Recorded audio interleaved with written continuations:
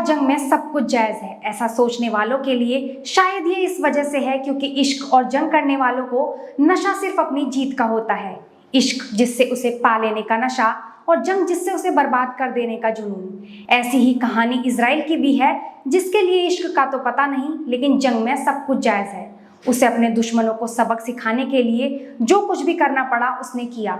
Israel की कहानी उस थ्रिलर वाली वेब सीरीज की तरह है जिसका हर पार्ट रोमांच भरता है।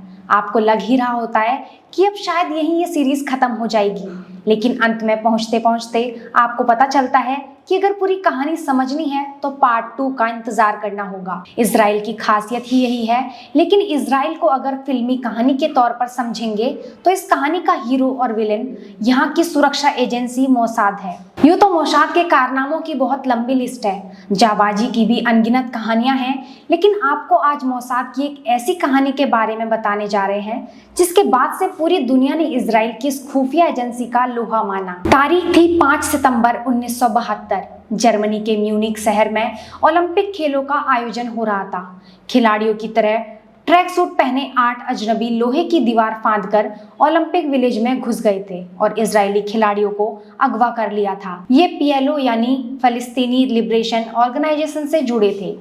अगले दिन ये खबर सनसनी बनकर पूरी दुनिया में फैल गई कि फलस्तीनी आतंकवादियों ने जर्मनी के म्यूनिक शहर में 11 इजरायली खिलाड़ियों को बंधक बना लिया है। आतंकियों ने मांग रखी कि इजराइल की जेलों में बंद 234 फलस्तीनियों को रिहा किया जाए, लेकिन इजराइल ने आदतन 2 टूक शब्दों में कह दिया कि आतंकियों की कोई मांग नहीं मानी जाएगी। लेकिन अगले दिन जब जर्मनी के सुरक्षा बलों ने आतंकियों पर हमला बोला तो इन आतंकियों ने सभी खिलाड़ियों को भी मौत के घाट उतार दिया।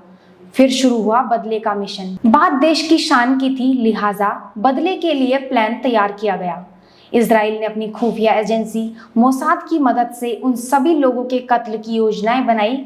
इस मिशन को नाम दिया गया रेथ ऑफ गॉड यानी ईश्वर का कहर। म्यूनिक नरसंहार के 2 दिन के बाद इजरायली सेना ने सीरिया और लेबनान में मौजूद फलस्तीन लिबरेशन ऑर्गेनाइजेशन के 10 ठिकानों पर बमबारी की और करीब 200 आतंकियों और आम नागरिकों को मौत के घाट उतार दिया। लेकिन इजरायली प्रधानमंत्री गोल्डा मेयर इतने भर से रुकने वाली नहीं थी। उन्होंने इजरायली खुफिया एजेंसी मोसाद के साथ गुप्त मीटिंग की और उनसे एक ऐसा मिशन चलाने को कहा जिसके तहत दुनिया के अलग अलग देशों में फैले उन सभी लोगों को जान से मार दिया जाए जिनका इस आतंकी हमले से कनेक्शन था। सबसे पहले मोसाद ने ऐसे लोगों की लिस्ट बनाई जिनका संबंध म्यूनिक हमले से था।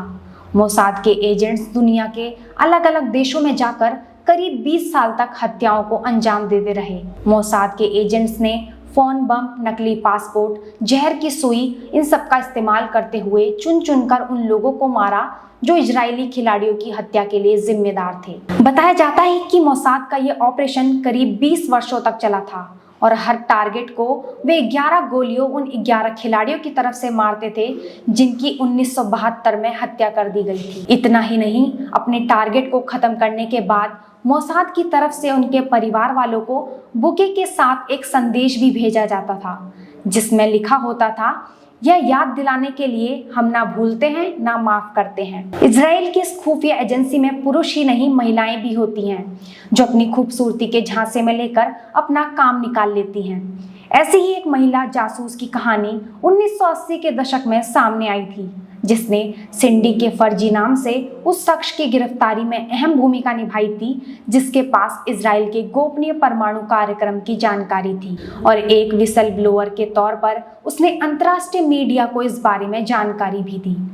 मोसाद का मकसद महज किसी वारदात के लिए जिम्मेदार शख्स की जान लेकर उसे सजा देना नहीं होता, बल्कि मोसाद इसके जरिए एक तरह का खौफ पैदा करती है और ये संदेश देने का प्रयास करती है कि कोई भी उससे पंगा ना ले। इसकी स्थापना 13 दिसंबर 1949 को हुई थी जिसका मुख्यालय इजराइल के तेल अवीव शहर में है। अब तक के लिए सिर्फ इतना ही और अधिक खबरें जानने के लिए बने रहें भैया जी गजब के साथ।